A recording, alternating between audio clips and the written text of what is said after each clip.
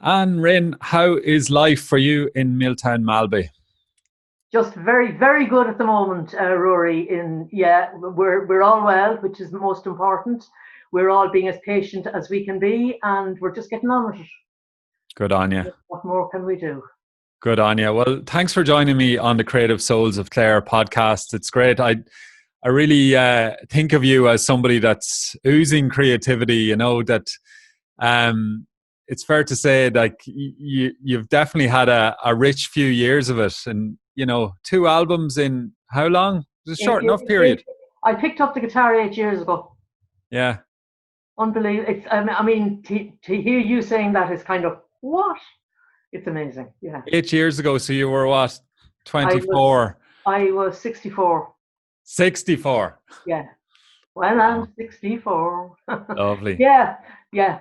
Then from picking up the guitar to creating the first album, what was the time? That was 60. And I launched it in 2016. My first album on my birthday, actually. And was that like a lifelong dream, or what was the kind of impulse? Did it just take its own course and journey and unfold before you? Yeah, it wasn't a life's dream. I always knew I could sing, but I come from a musical family, as you are aware. My mother and father were both fabulous singers, and there they are right behind me on my shoulder. Oh, that's lovely. Yeah. And so obviously I am aware of your musical family, but not everyone maybe watching or listening would be. So maybe you might want to I'd be absolutely delighted to. Behind me are my parents, Andy Moore and Nancy Power. And they're the ones that gave us all the beautiful gift of music.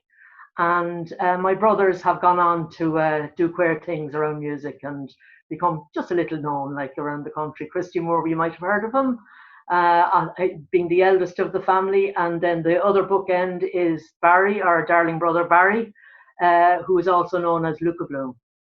And my other family, my sisters are Eilish and Terry, both good singers, and my brother down in Cork, Andy, is also a terrific singer. Wow. Yeah. And it's time to get the band back together, I think. It's wouldn't it be cool? I mean, I'd love it, but I don't know at this stage now will it ever happen. But nothing like dreaming. Yeah, if not in this world, maybe in the other world. Who knows? Yeah. Who knows? Yeah. And can you talk to me a little bit about your parents, Anne, and what influences they had on you, particularly musically?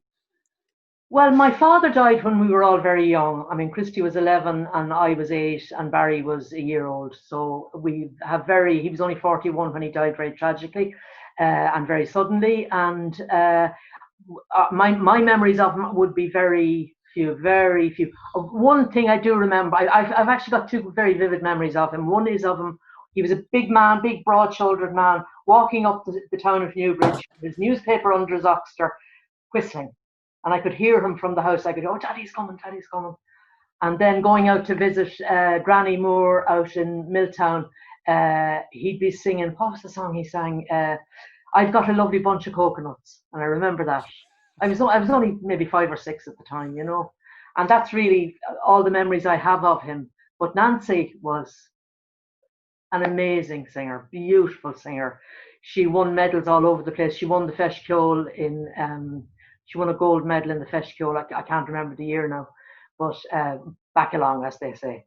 And she sang in all the musicals in Newbridge, and she had a beautiful, beautiful voice. She sang in the choir in the Dominican College, and she was an amazing woman, very strong woman to be left with 6 children, so young. And she raised us all. She had to work very, very hard, and but there was always music in the house. Of a Saturday evening, like, she'd sit at the piano and neighbours would come in and we'd all be there and we'd be singing away. And she was a remarkable woman, remarkable. I actually have her here right beside me as well. Oh, that's lovely. That's one of the last photographs that was taken of her, with Mary Robinson. I'll just hold that up closer to the camera there, Anne, for those that are watching this. Yeah. Oh, that's lovely. Photo of Nancy and Mary Robinson, former President of Ireland. That's amazing. That was 2 months before she died. It was our last day out together. We were invited up to lunch at Áras an Uachtaráin by our president, our beloved president. And it was such, oh my God, I'm really crying thinking about it. It was such a beautiful, beautiful day. Fantastic. Yeah. And so that music was in the air and in the house and in the bones in a sense. But Yeah. where then did it go for you from there? Like, is that something that you took on throughout school and after school? Not really. No, for starters, I hated school. Absolutely hated it.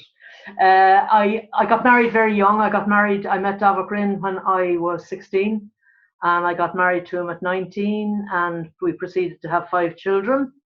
And we lived in Prosperous in County Kildare, in Downing's house, where Christie's terrific album at the beginning of Planksy, the album was made, in the basement in Downing's house. What a week that was, man! Oh, that was something else. There was some learning in that. Marvelous. It was a marvelous week. And then we decided, because Davok is also a musician, he plays the whistle, and we decided through circumstances to move from Kildare down to Clare. And that's 43 years ago on the 16th of December, next month. Never for 1 second did we regret it. We love it. Absolutely love living here.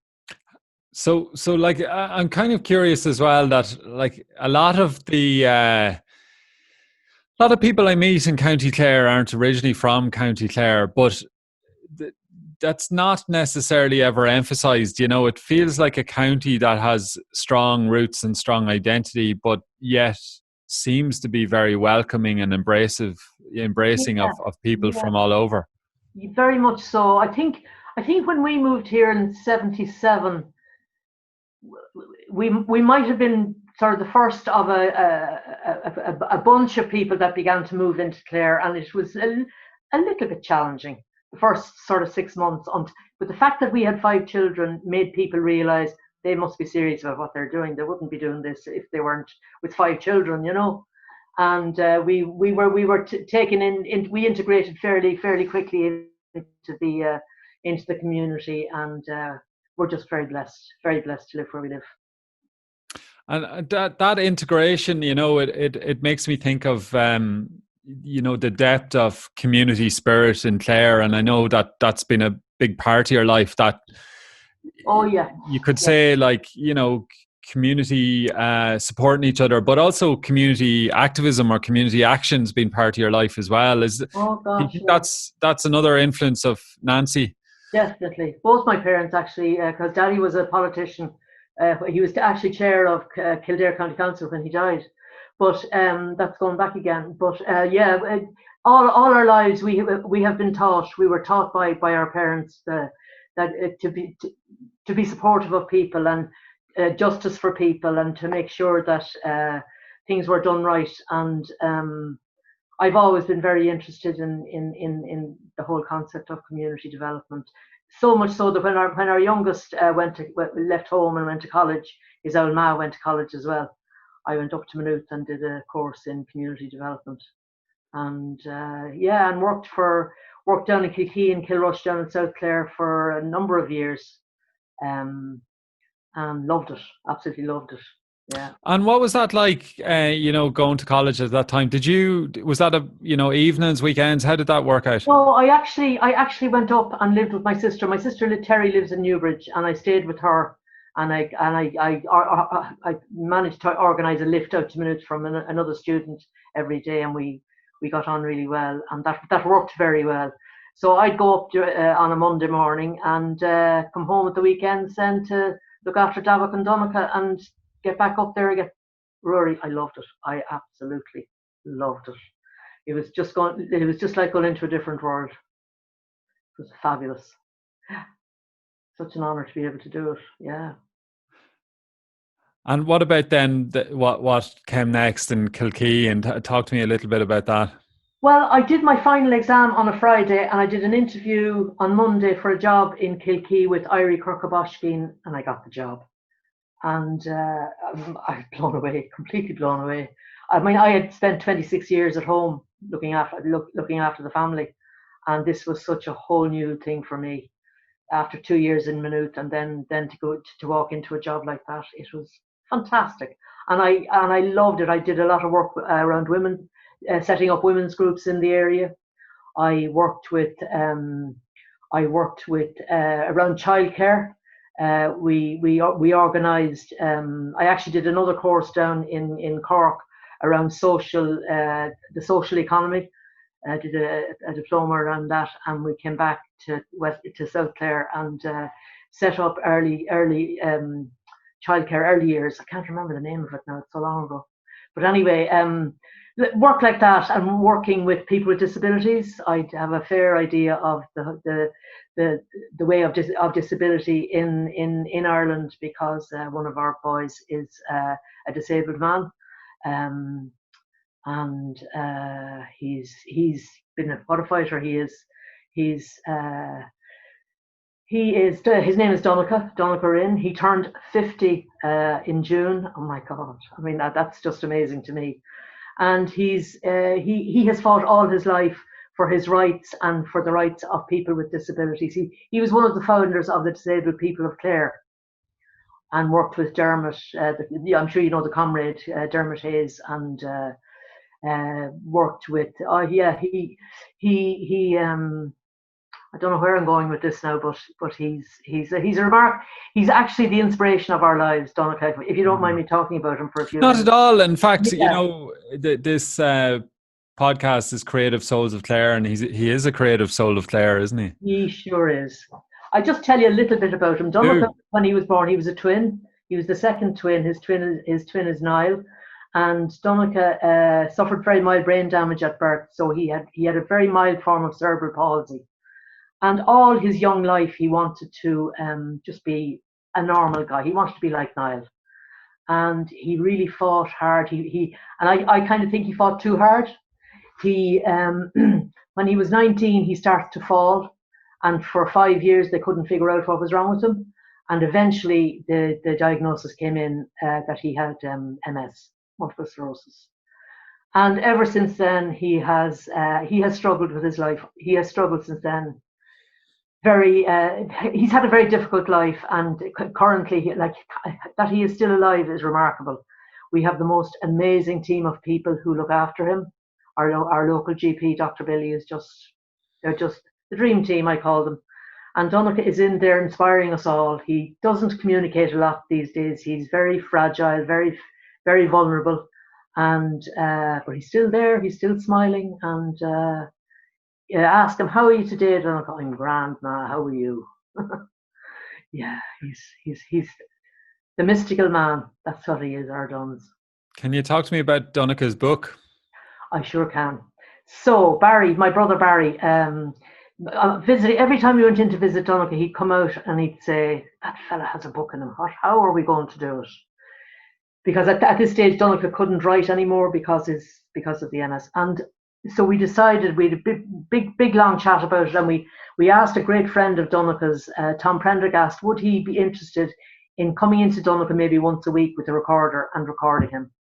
And Tom jumped at it. He absolutely loved the idea because he loves Donncha. And for 2 years, once a week, Tom came into Donncha. And I'd say it was a very difficult job because Donncha's memory was beginning to go. And but Tom stuck with it. And the result of that project was Being Donncha, Donncha's book. And the front of the book is Being Donncha. It's Donncha's words recorded. And then the middle of the book is Donncha's poetry, which he wrote when he was a teenager.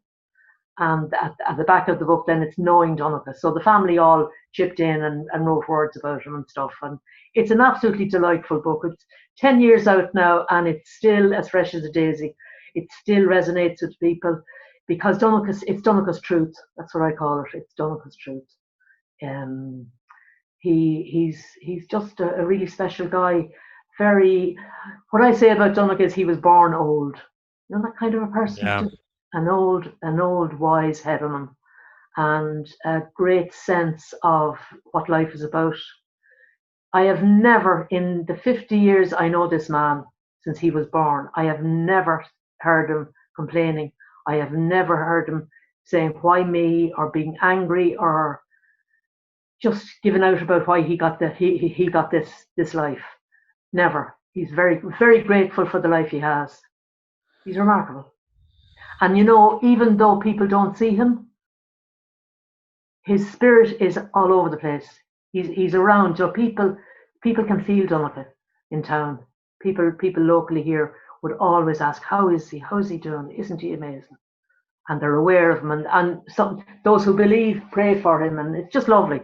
It's lovely, the impression he has had on our world. It just occurs to me now that the beautiful tribute you've been paying to him there, that he's now going to be heard about from people all over Clare, but all over Ireland, and in fact all over the world. So his spirit is rippling out there. Fantastic. I'm so precious. I could talk about him all day. Well, listen, before we move back on to you, Anne, we might as well talk about the other fella as well, that in your household that probably, my sense is that he'd be a little bit shy himself of talking about, but the Dav man. Yeah, but you are a creative powerhouse, and you're, as individually but collectively. But could you just tell people a little bit about your wonderful husband as well? Davok is his name, and Davok is now 81, and he's retired. He was, and all of his life, Davok was always fascinated with old furniture. And when I met him, he was a farmer with one cow, and he always had the excuse, I have to go home and milk the cow.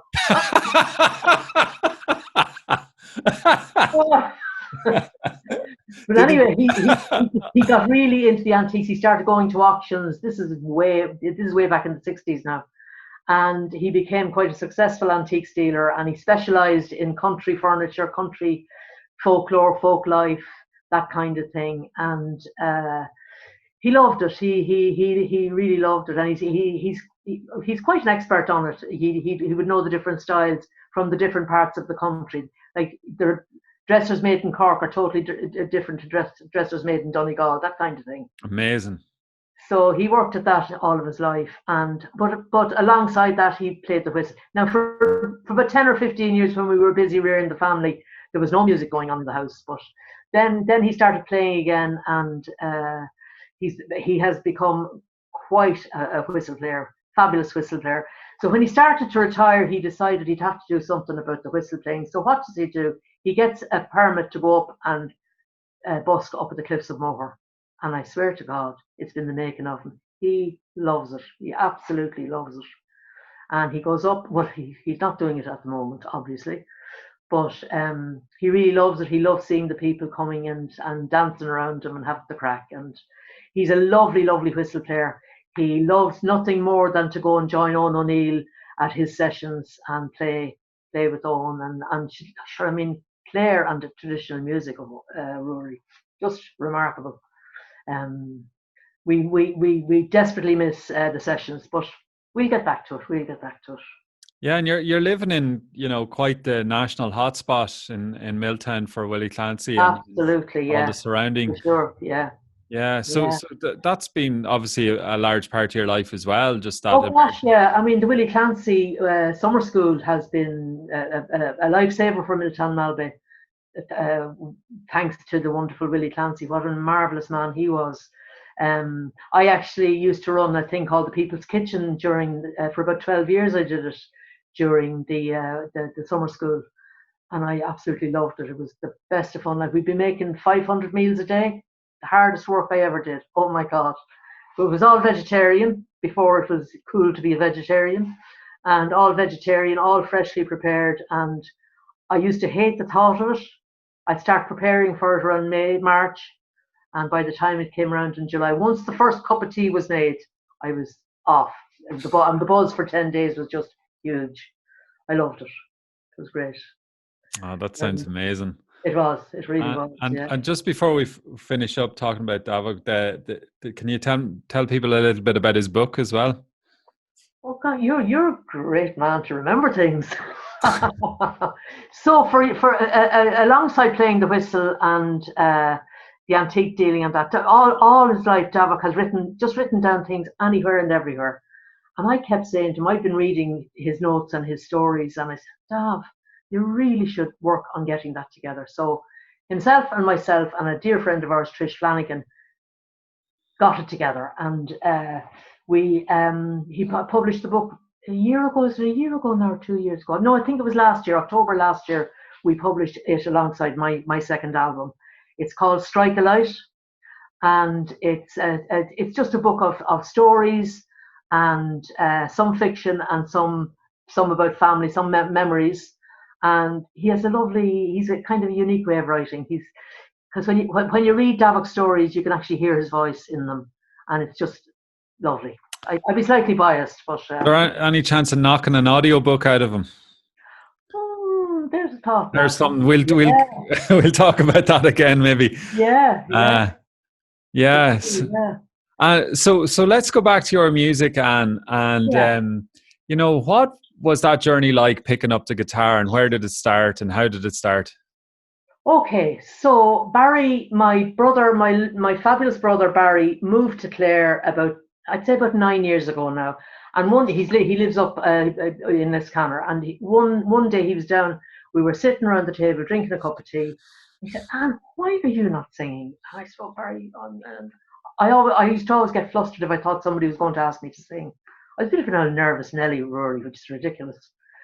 So I said that to him. I said, "Barry, I get very nervous if people ask me to sing." And he says, "When you're singing a song, Anne, you're delivering a message. And all you got to do is just remove yourself from it and just deliver the message." And it was kind of like, what? Why did I never think of that? Never occurred to me. So that kind of started it. And then my son in Davos, who lives in France, who is also a musician and an artist, sent me a message one day. He says, "Ma, learn a few songs and come on over and sing at this festival with me." And I said, "Oh, what? Okay." So I did. And then about a month after Barry and I had that conversation, he came into the house one day carrying a guitar, and he handed it to me. And these are the exact words. He says, "I am not giving you this guitar. I'm loaning it to you for 50 years on condition that you play it every day." He didn't have to say it twice. Oh my God. I just grasped it with both hands, and I love it. I absolutely love it. It was the first year was tough now, learning it. My poor fingers, but I just love it. I took to it like a duck to water. And then one day he said to me, "Come on up and sing a few songs that you've learned and we'll have a listen." And then he said to me, "I think you could record some of those songs." And I said, "What? Are you mad?" Wow. So we did. Oh, wow. Yeah. Here she is. So that's the first album you're showing me there. Fantastic. That's the first album, yeah. And it's an album of covers. At the time, I wasn't writing any songs, and just amazing. What a buzz. Lordy Gordy. And were you aware that was like an active kind of mentoring? It certainly sounds like mentoring. Oh, I would consider Barry my mentor completely. Yeah, definitely. Well, what he said to me, he said, "I always knew you could sing, and I always knew you were a really good singer, and I always knew that you could do harmonies, and you're just full of music, and I just wondered why you never did anything with it." So he gave me just gave me the little push that I needed. Yeah, it's a great question for anyone, isn't it? Why did you not do anything with that thing that you have? And I suppose I would have. Yeah. Sorry for cutting across you. People would say to me, "You must have been dreaming about this all your life." Yeah. I was too busy to be thinking about things like that, But yeah. I'm so grateful at this stage in my life to have it. But does that speak to the idea that you were, it's not you exclusively, this is people, but I would say perhaps also disproportionately women of a generation as well that maybe didn't have the luxury of having those dreams? Absolutely.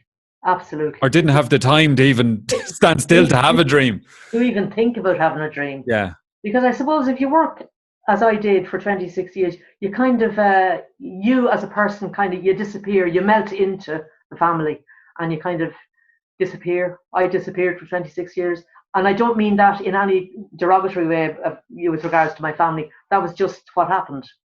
And there was a lot of learning in it, but we learn every day. And just my life in the last 8 years has just been remarkable. Never imagined it for a second. I mean, I did the Late Late Show. Rory. I I nearly died of fright, mind you, but So that's obviously the biggest TV show in Ireland. And what was that like? Just that the days up running up to that, and what was going through your mind? it was absolutely terrifying. I was, but the reason I was doing it was because I'd written a song about homeless children, and I just decided that I am doing this. I am absolutely doing this because in all of the talk around the homeless crisis that's on in Ireland still, all the talk of the 3,000 or 4,000 children, God between us and all harm, when I think of it, that are homeless, you never heard a child's voice, and I just wanted to remind people about that. So I wrote a song called "Mammy, When Are We Going Home?" And the Late Late Show asked me would I come up and sing it on the show, and I said, this is not about me, it's not about entertainment, it's not about Ryan Tubridy or anything else. This is about homeless children, and I kept my focus on that. That got me through it. Yeah, it delivered a message. Yeah, exactly. Deliver the message. Yeah. Yeah, and that reminds me of the power of music as a form of, I suppose you could say, agitation, mobilization. Absolutely. Campaigning. Like folk music in particular has traditionally had that important role. Yeah, most definitely. Most definitely. In fact, I'll tell you a little story. The day I launched my album at the Doolin Folk Festival, my first album at the Doolin Folk Festival, Bernadette Devlin was in the audience. And you would be familiar with Bernadette Devlin, I'm sure, Bernadette McCalliskey. I would, but just for anyone that isn't, maybe just give a very quick reference to. Bernadette was one of the leaders of the civil rights movement in the North in the late 60s, early 70s, and complete and absolute hero of mine, a heroine of mine. Marvellous, marvellous woman. And Barry said to me before I went out on stage, he says, Bernadette Devlin's in the audience. I said, oh my God. Whoa. So afterwards, I was talking to people about her.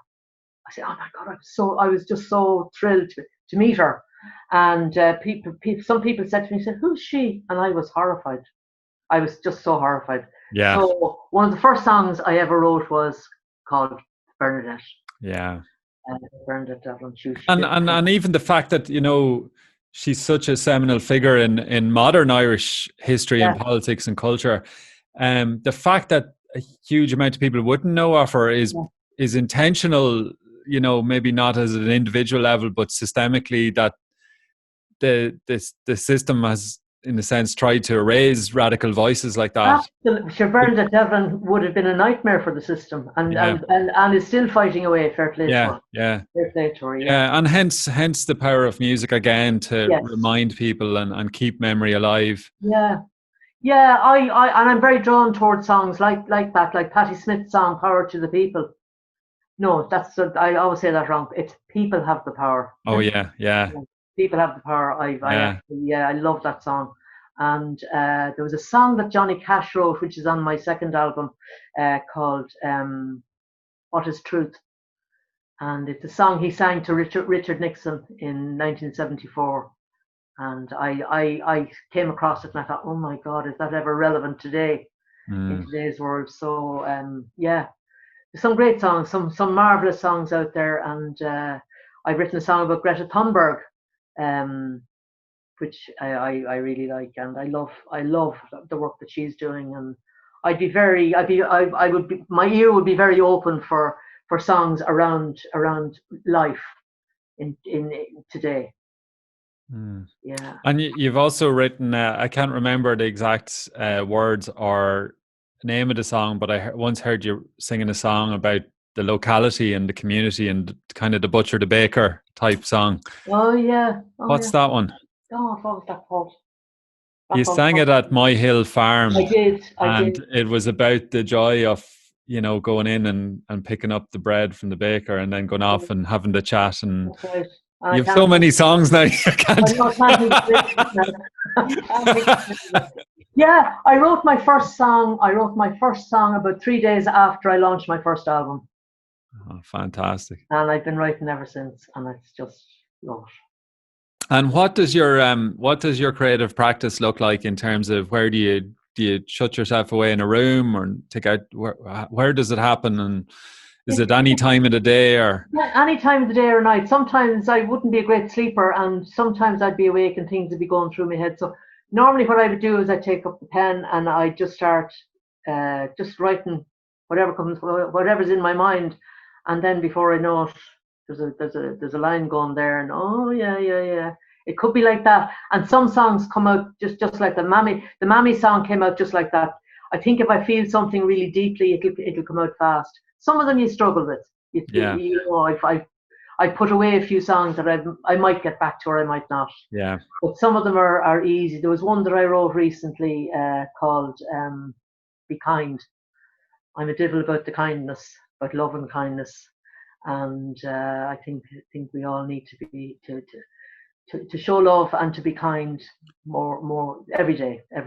That strikes me as almost almost Buddhist in approach, loving kindness. Yeah, I would have really latched onto that. I wouldn't consider myself. I'm not a religious person, but I suppose we all have a spirit. We all have a spirit, and I think and I used to go down to Dochambera in West Cork for they have had a retreat called Loving Kindness Retreat. I did that for about 3 years and really benefited from it. And that's where I learned a lot about how positive and how good love is, and how kindness is, and how we need to be more vocal about it. Why are people so shy about being kind and showing love for people? You know, it's so important, so important. Mm. But yeah, be kind, be kind, be kind. Yeah, here's to that. Yeah. Absolutely. Easiest thing in the world to do, Rory. If you've somebody in your head and you're giving out in your head about it, all you've got to use is those 2 words: be kind. It turns it around completely, immediately, and changes your mood. It's amazing. And I would also say that in that the importance of being kind to yourself, isn't it?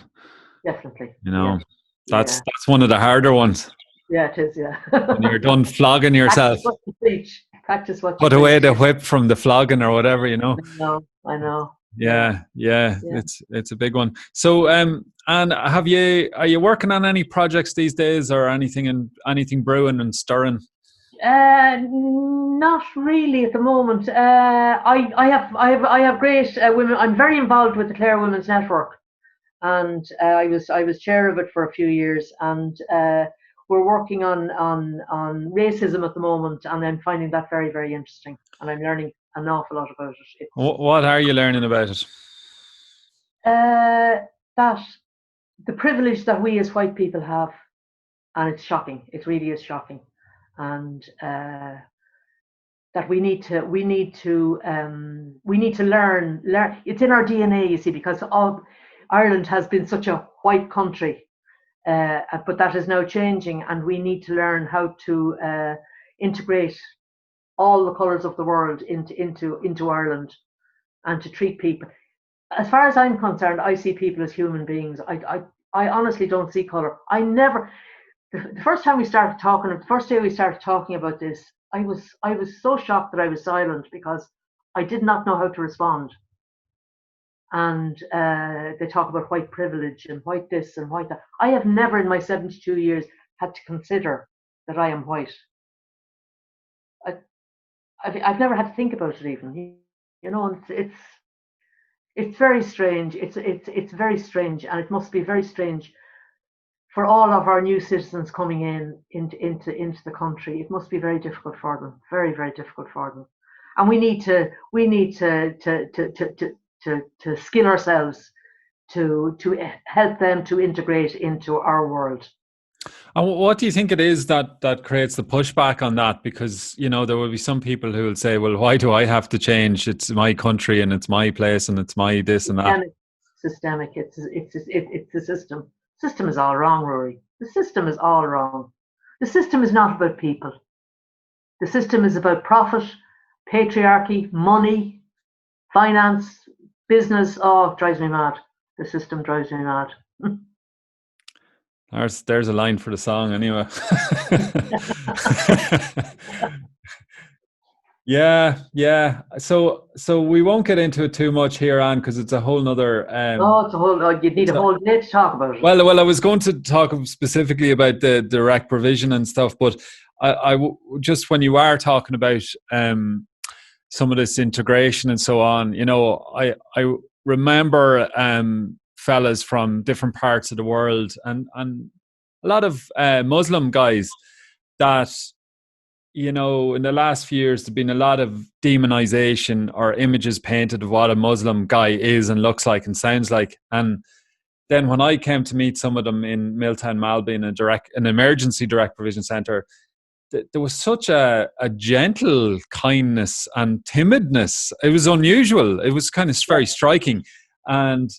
And then to see them very kind of isolated and lonely, and it can be very romantic being in the west of Ireland when you know everyone and all the rest. But if you don't know a soul, it can be bleak and miserable.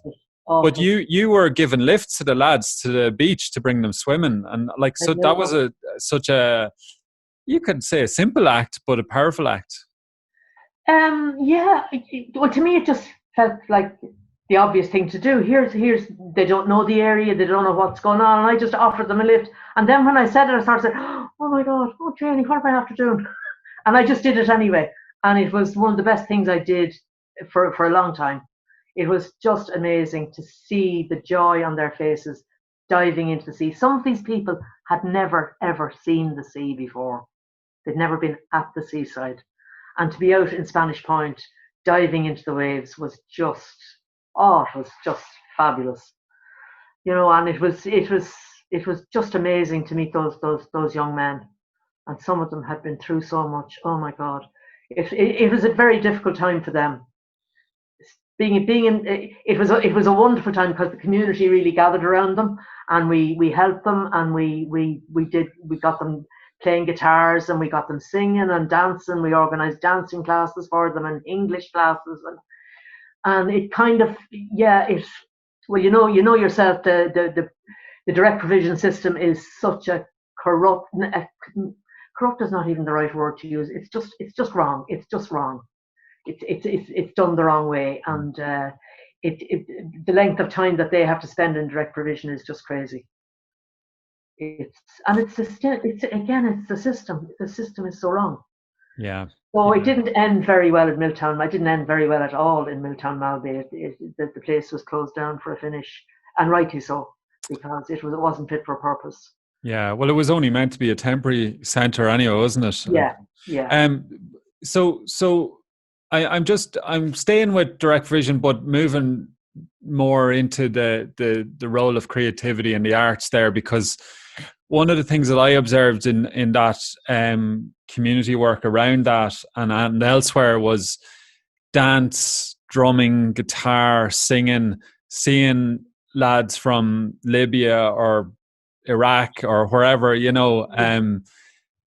just playing the oud and then other lads with Irish music, and then you had Brian Fleming playing who's a prolific West African drummer from Ireland, teaching African drumming to the Africans. Yeah, amazing. But there's such a bonding through music and dance that transcends all of the shite and politics. It's universal. Music is universal, Yeah. You mightn't understand the words of a song, and you might be deeply moved by it, and you don't know why you're deeply moved by it. It's fantastic. And then I remember hearing an Iraqi song and a kind of lament, and thinking such Shan Nos sensibility to it. Yeah. It's universal. You see, it's completely universal, and I can't get over the healing qualities of music. I can't get over how calming it can. It makes you calm. It makes you feel happy. If I feel down, or if I'm lacking in energy, I'll go and pick up the guitar and I'll sing a few songs, and that's that gone. Beautiful. It's really beautiful, and it should be. The way musicians and artists are being treated during the current scenario, chaos, is beyond disgraceful. And that will have to be looked at. That will definitely have to be looked at, because music and arts and culture have to be much more to the front than they are. than it is at the moment, than culture is at the moment. It's people are really struggling. Yeah, there's certainly like a lot of people talking about the need for music and culture and arts, but then to it needs infrastructure and resources and support and radio Definitely. play and Yeah. all of these things, not just kind words, Yeah, It's like, definitely. I know in France, for example, because Davos, my son lives there, and they have a system in France where if you are a musician or if you are an artist, and it's like you're self-employed and you're not working all the time because the gigs aren't on it all the time. If you do for example, with him, if he does a certain number of gigs every year, he's entitled to a benefit, an artist benefit, which he gets, and that keeps the bread on the table and the yeah. bills paid. Yeah. Well, I know myself, just to have the benefit of, and I don't always have it, but the consistency of bread on the table can free up a lot of creativity as well. Sure. Yeah. Now, they do also say hunger is a good sauce, but that's probably overly egged on and romanticized that, Yeah. Yeah. Yeah. yeah. Yeah. Yeah, it's a big thing, livelihoods, and I think that's, it's just important that artists are respected and valued, isn't it? Absolutely. Absolutely. Yeah. Yeah. And so, Anne, just before we finish up, I just want to get your thoughts on anyone that hasn't really perhaps tapped their full creativity, or maybe has an inkling, or maybe doesn't even consider themselves as a so-called creative person. Yeah. Would you have any thoughts on that? I would have loads of thoughts on that. Good. Well, actually, I very little to say about it, except if you have ever had an inclination or a goo on you, or wonder would I be able to do that? Just go and do it. Just go and do it. It's amazing. It is beyond amazing how it will change your life.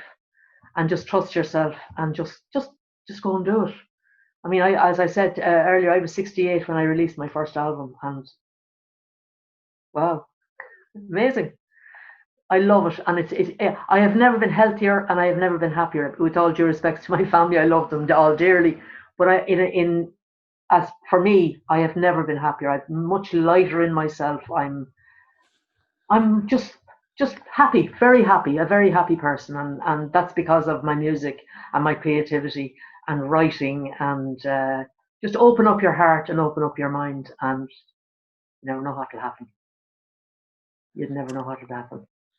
Well said, Anne. Well, listen, it's been an absolute pleasure talking to you, and long may you prosper and create. And thanks for your time and kind words and great stories. And look forward to seeing you playing some music before Absolutely. Long. Likewise, and lots of love to you and Susie. Thanks a million, Rory. Thank you. Thanks, Anne. Thank you. Don.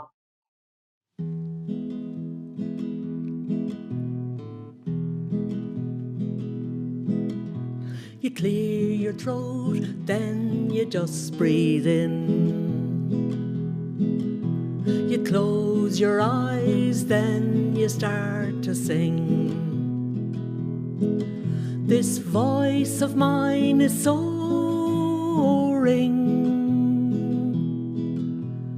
All I want to do all day is sing. Gently, gently sing your song. Remember you're the messenger, nothing is wrong. Remember to let go at the end of the line. Tell them nerves, go away, I'm fine. There ye are all listening now, I smile.